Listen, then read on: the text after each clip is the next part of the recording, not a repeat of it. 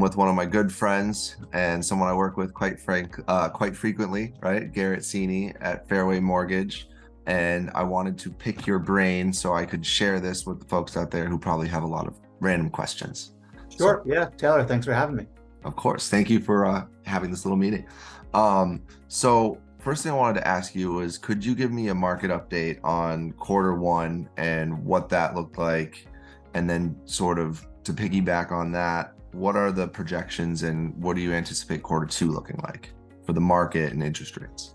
Yeah. So quarter one, as far as the market, biggest issue in our area, Taylor, you'd probably say the same thing, is inventory.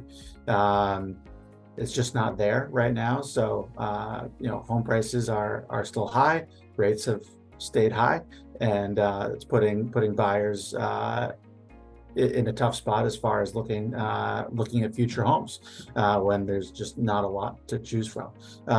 As far as Q2, traditionally with the spring market, we're expecting and already have started to see more inventory opening up.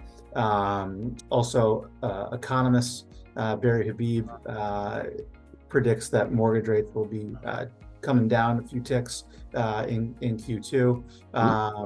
And essentially, the closer that interest rates can get to 5, that's when I think a lot of people will be okay starting to sell their homes, getting rid of that old interest rate that they have in the 3s or the 2s, and moving to upgrade or downgrade.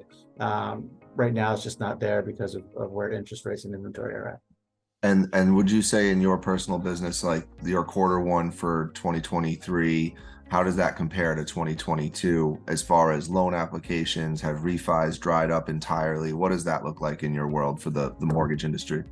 Yeah, so refis are pretty much non-existent unless you need to tap into your equity, or you're going through a divorce or a death in the family and need to redo that loan. As far as sorry, what did you say for that last part? Well, so it had refis dried up, and how did like loan applications and just volume Oh, necessarily right. comparing quarter one 2023 versus last year in 2022? Yeah, no, loan applications are actually higher than they Wow. were in 2022 by at least 35% with my book. They're pretty much on track for 2021 and 2020 as far as applications, people getting pre-approved.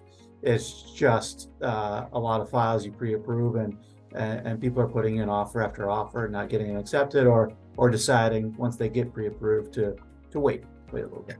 Well, I definitely do experience that part with the multiple offers and the competitiveness, right? So Right. sometimes I'll talk to a brand new buyer and they think like, oh, interest rates are up. I can now negotiate with sellers and get a ton off the asking price. And it's like, no, this house was just listed Wednesday.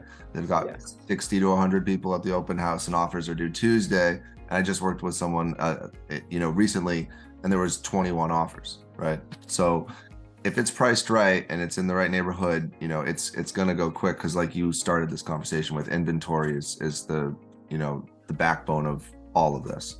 So Right.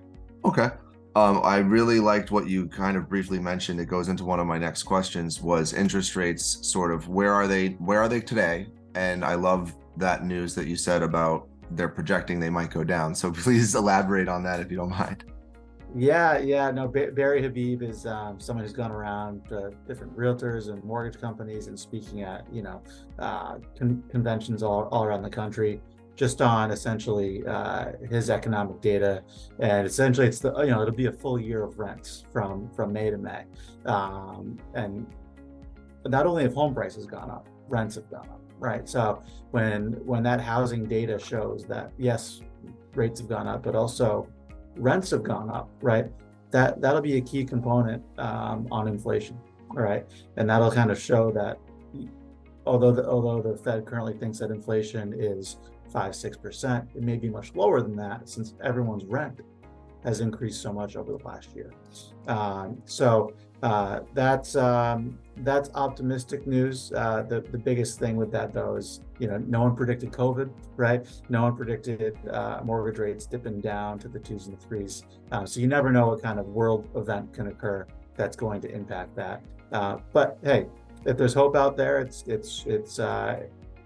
It's good to know that that's what those guys are saying. Rates currently are in the low to mid sixes, assuming a 740 credit score on a conventional loan. And the jumbo market is seeing rates in the mid fives to high fives. ARM products slightly lower than that. Again, assuming 740 credit score and a single family home. So if anyone wants to get pre-approved to find out exactly where you stand, obviously these are just general estimates. Yeah, and the best thing about with a mortgage broker or someone like you, right, is that they can have different options for every different right. And the other thing is when interest rates were in the twos and where interest rates are now, the focus is never the interest rate, right? That obviously impacts your monthly payment, but the biggest thing that you as a home buyer want to figure out is what is that monthly payment that you're comfortable with? Mm-hmm. And then from there you start your search, right? Yeah. So if you're comfortable, let's say at $4,000 a month, what does that equal in the purchase price? And then you start your search. And that's the most important thing on buying a home is what is that monthly payment? Are you comfortable with that monthly payment now? And also, 2 years from now. Obviously, if interest rates come down, you'll have that ability to refinance, but you certainly should never buy a home banking on refinance. No, absolutely. Right. And you're guaranteed to lose money if you're forced to sell in a down market, right? Other than that, generally real estate's a really good investment. So, Right. As long as you can weather that storm of a potential down market by being comfortable with that monthly payment, you're golden. So no, that's exactly what I tell people when they're making their offers. Well, are you happy with payment? And then, if that monthly payment is not where you need it to be, and there's other loan programs out there, it's like, adjustable rate mortgage loans, we call them ARMs. We can go with that option. You can also look into, a shorter term if you have that ability, and not have to pay the interest over 30 years. Awesome. Well, I think that was also super, really helpful information. A lot of people who aren't necessarily doing this every day, right? Especially the first timers think, oh, the rates are so high, things I can compete, things are sitting on the market. It's really still pretty competitive out there. Inventory is still pretty low. And, find out what you're comfortable with and you can still get things done. Don't be turned away. We can still find things that work, and it's all about being comfortable with that. Yeah, and Taylor, we've had success with this recently. One thing that we are doing is rather than pre-approving folks, we're getting them fully underwritten, right? A full loan approval.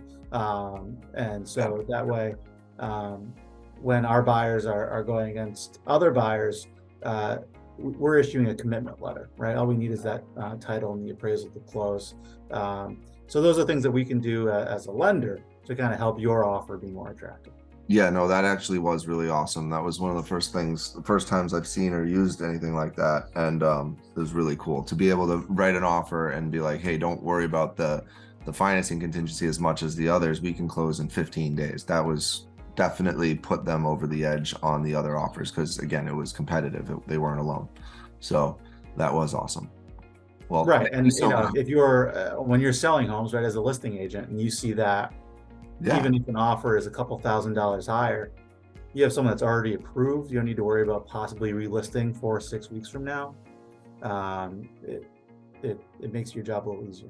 Yeah, no, absolutely. Well, thank you so much for doing this with me. I really appreciate it. And thanks for having me. Of course. Well, I'll make sure you post this on all your socials as well, and we'll tag each other. And if you need Garett, all his info will be in my post. So thank you for watching this stuff. Wonderful. All right. Talk to you later. I'll talk to you very soon, I'm sure, Garett. Have a good one. I'll see you. Bye. Bye.